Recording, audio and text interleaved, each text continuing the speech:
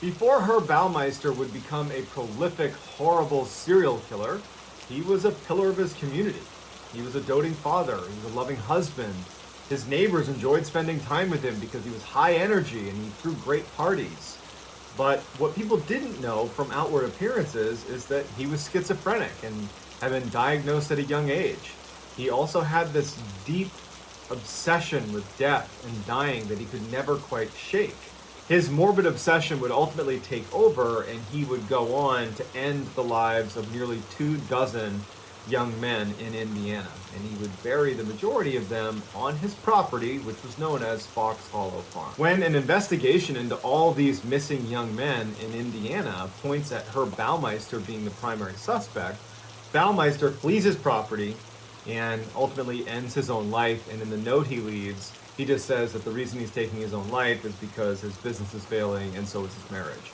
He doesn't confess to any of the murders. He doesn't give investigators any indication of how many people he killed or where they are. He didn't give any closure to anyone. He just took his own life, and that was that. And so while investigators did a very thorough search of the property that Baumeister owned, the Fox Hollow Farm property, and found over 5,000 human bone fragments and were able to identify a number of victims, they believe that there are more victims buried at Fox Hollow Farms that we may never uncover. So our story picks up over a decade later when two new owners come in, purchase Fox Hollow Farms, and almost immediately some very strange things start happening in and around the property. Then they record this very famous audio recording inside the property, which that in conjunction with the other strange things that they had seen around the property leads them to believe that Fox Hollow Farms is haunted.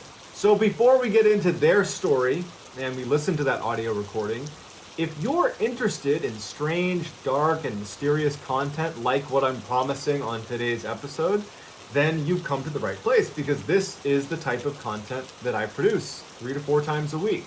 And so if that interests you, if you would, please gently assassinate the like button and then turn on all notifications so you don't miss any of these uploads every week.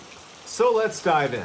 In 2006, Rob, Vicky Graves, and their 2 teenage sons were tired of living the city, fast-paced lifestyle and decided to look for some property in suburban Indiana where they could kind of escape that busy lifestyle. And so when they were looking at real estate in some of the nicer suburbs of Indiana, they found this one property called Fox Hollow Farms that was this huge, sprawling estate, but was selling for some unbelievably cheap price. And so they contact a real estate agent who says, yeah, we'd love to give you a tour of the place. It's up for sale. No one's occupying it right now. It's owned by an investor, but they are looking to sell, obviously. So yeah, let's do a house tour. And so they're open-minded. It seems too good to be true, but they decide, you know what, we'll go take a look. And so they get to this property, and it's beautiful. It is everything they wanted this dream home they're looking for to be. You know, it has an indoor swimming pool. It's got loads of bedrooms and bathrooms. It's like basically a mansion. And as they're walking around the property, Rob is speaking to his wife, Vicky, and they're both kind of going back and forth like, what's wrong with this place? This doesn't make any sense. Rob starts to wonder, wait a second, I think I've heard of this place on TV before, and he's having like an epiphany. And he's like, I think that this could actually be the home of one of the most notorious serial killers in Indiana's history, Herb Baumeister. It's like it just came to him that the name Fox Hollow Farm was something he remembered hearing on TV. And so he stops the real estate agent on their tour and he says, hey, this is a beautiful home, but is this the home of Herb Baumeister? And the real estate agent, almost expecting this to be brought up, was like, yes, that's why it's still on the market. People are unwilling to purchase this home, even though the investor who scooped this up in the 90s following the tragedy that was the Herb Baumeister case, the investor had basically gutted the whole residence and basically removed all the kind of remnants of what it used to look like when Herb Baumeister was living there. Nobody wanted it because, you know, Herb Baumeister had killed nearly 24 young men and buried them on the property, and investigators still were finding pieces of bone on the property, and they didn't really know how many victims there were, and so it was this kind of spooky place to live. And so the real estate agent just said, that's why it's so cheap. The property is beautiful, it's well kept, but no one wants to be here because of the history. The real estate agent says, here, why don't you and your wife just go talk about it? We can leave if you guys aren't comfortable with this. Ultimately, they decide to purchase the property.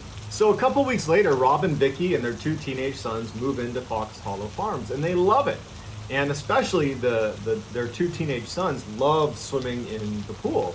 And they'd gotten in the habit of basically running around outside and then tracking in dirt and gravel into the swimming pool. And so one day, Vicky is vacuuming up some of this dirt and gravel that had gotten inside of the area around the pool. And so she's vacuuming up the gravel, and all of a sudden her vacuum cuts out. And in fact, the power cord where the vacuum was attached to had come undone. And so she thinks, oh, I must have, yanked on the cord and pulled it out of the outlet. And so she goes over and she plugs it back in, and she goes back to vacuuming up the gravel that was in the pool. And so as she's doing that, it goes out again, which surprised her because she remembered thinking to herself, like, don't yank on the cord because you just unplugged it. And she turns around, and now the cord from the vacuum and the outlet it was plugged into are separated by about a foot. That it was as if it had been like yanked out pretty hard. And she's thinking to herself, like, did I just yank on it again? Like, am I wrapped on a chair or something? Like, how did I yank it out, and how did it move a foot away from the outlet?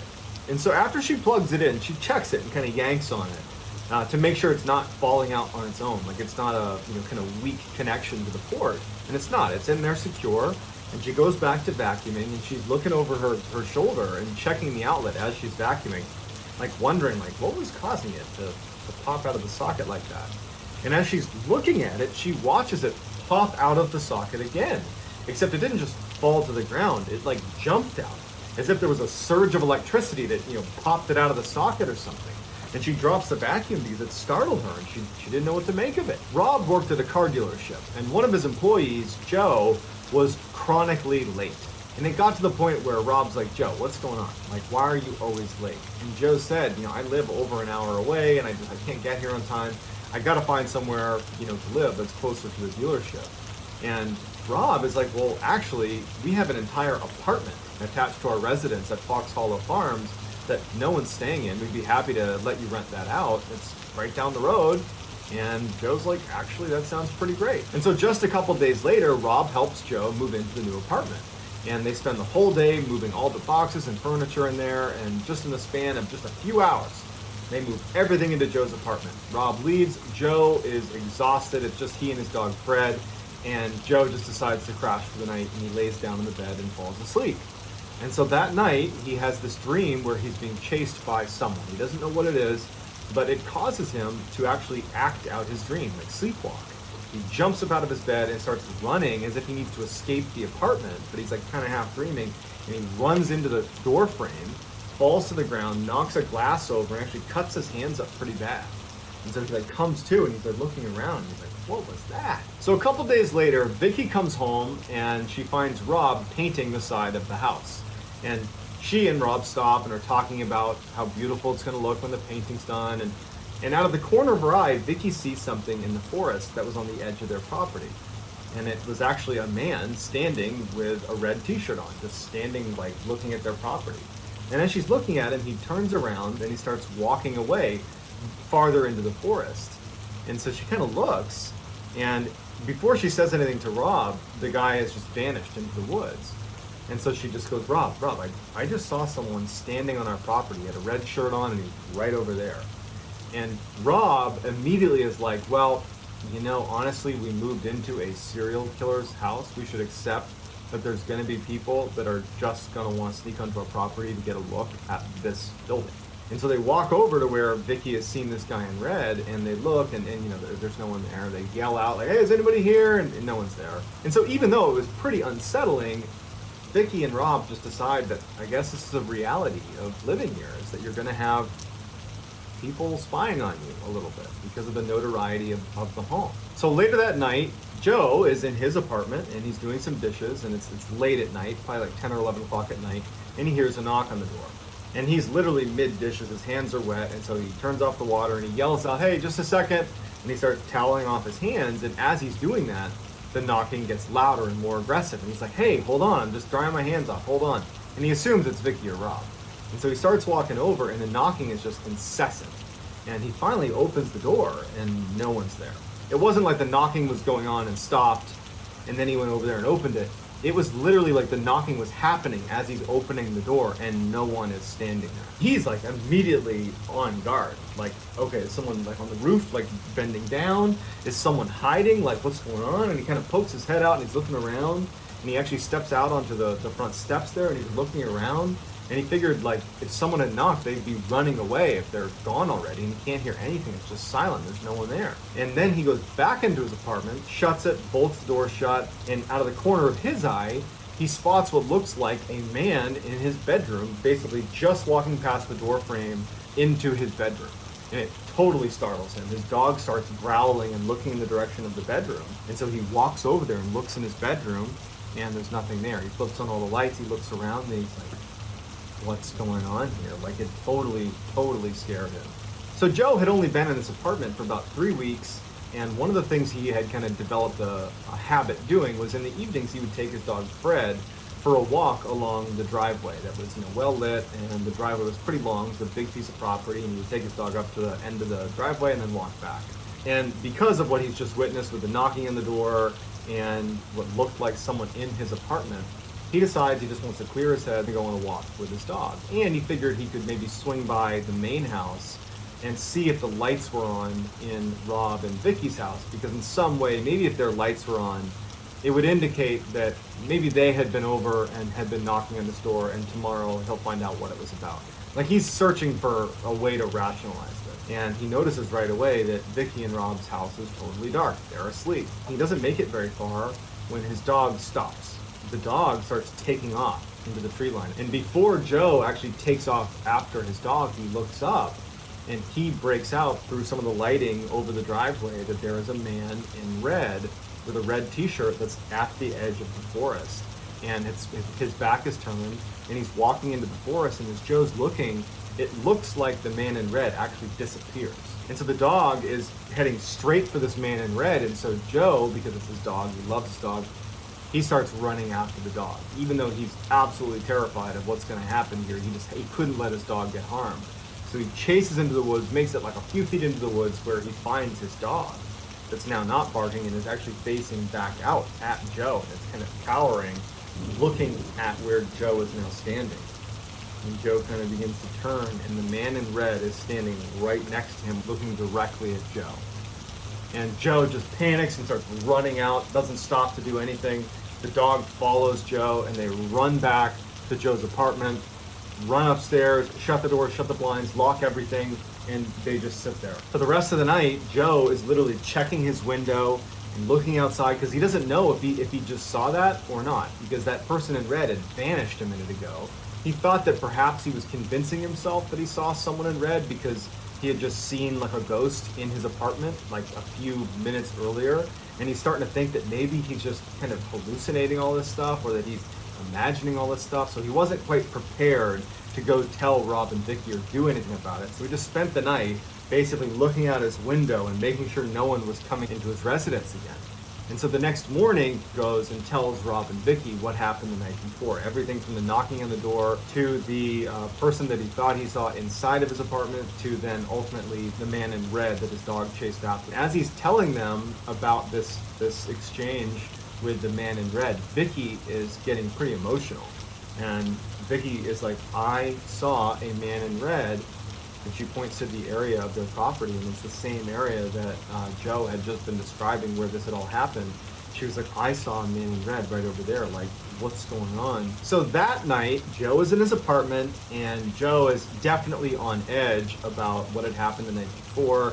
He's increasingly almost listening for noises outside because of how scary the night before was.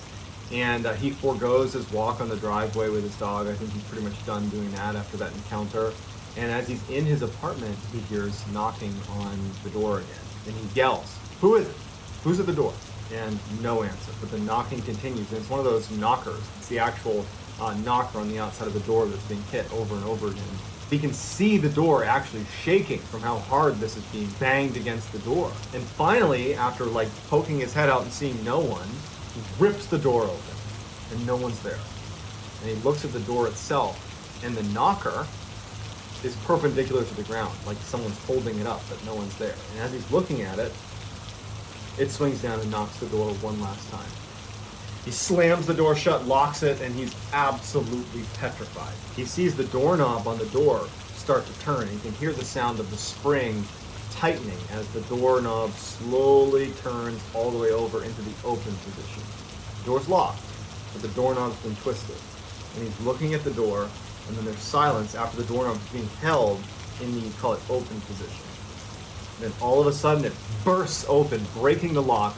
No one's outside. And he looks at it, and he's absolutely frozen for a second, and then he just runs out of his apartment to see who is doing this.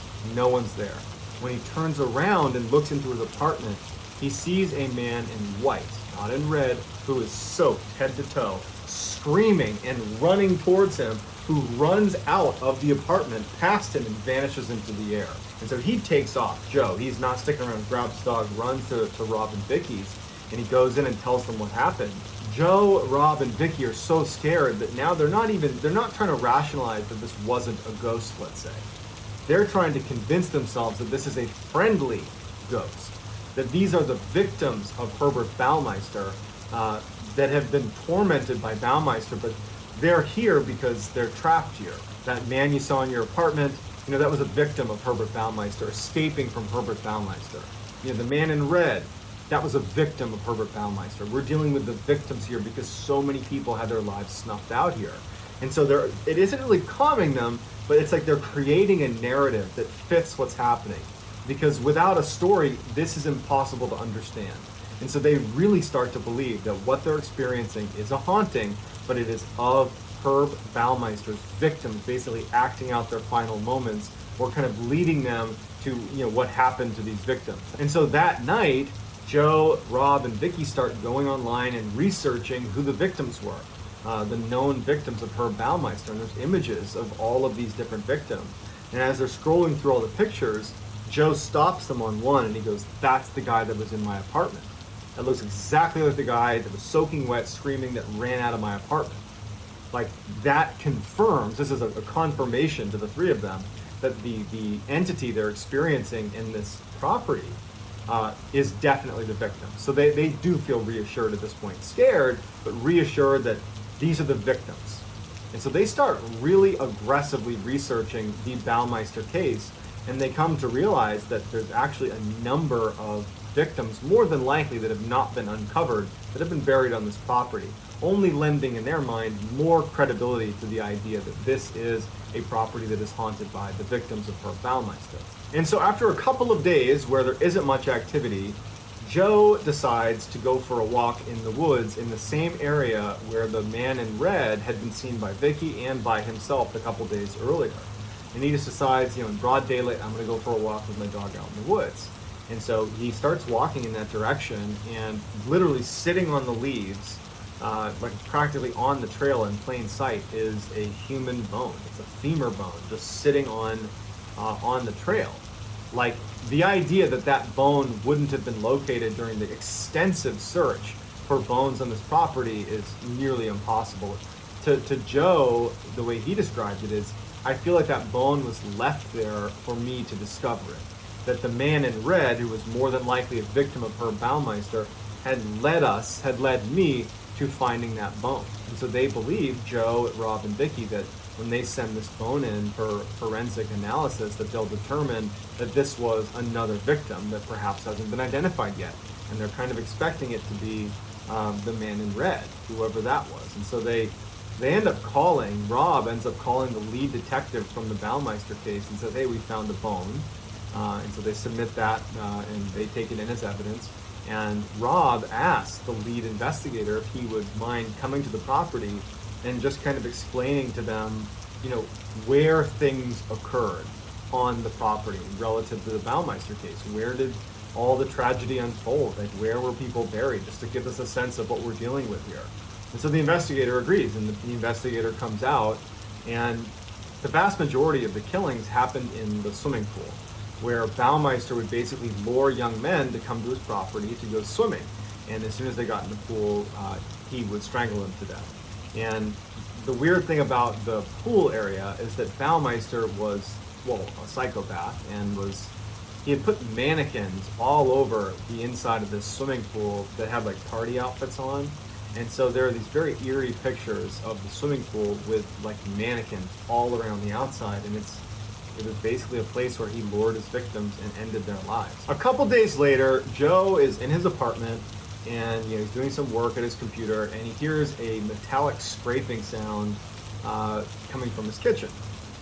And so he goes over to his kitchen, and he finds that all of the knives that were in his butcher's block have been pulled out and lined up neatly in the bottom of his sink, like very neatly arranged. And he's looking at it like, I didn't do that.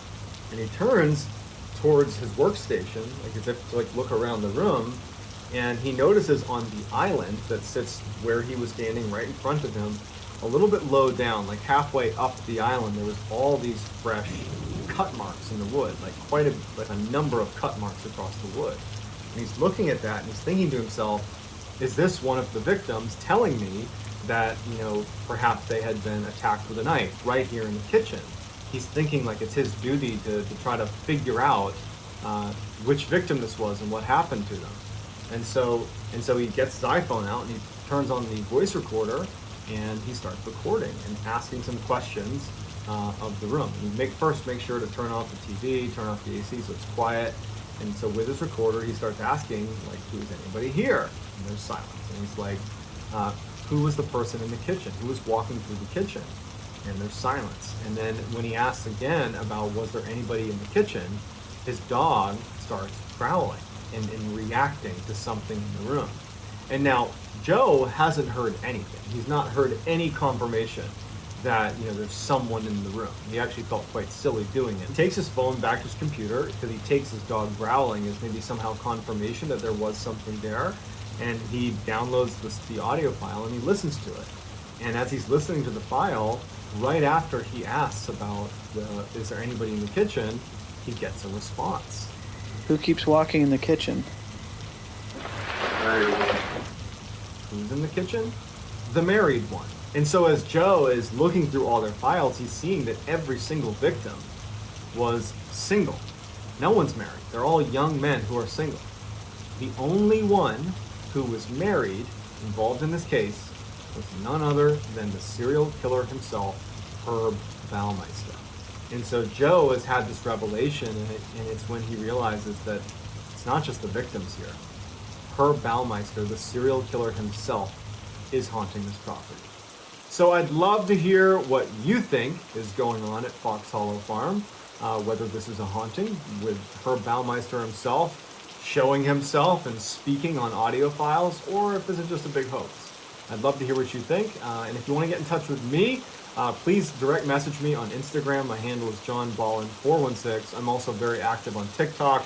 My handle is Mr. Ballin over there as well. And again, if you haven't already, please gently assassinate the like button and turn on all post notifications so you don't miss my 3 to 4 weekly uploads that look and sound an awful lot like this one. That's going to do it, guys. Thank you very much, guys, for sticking around till the very end, and I will talk to you soon.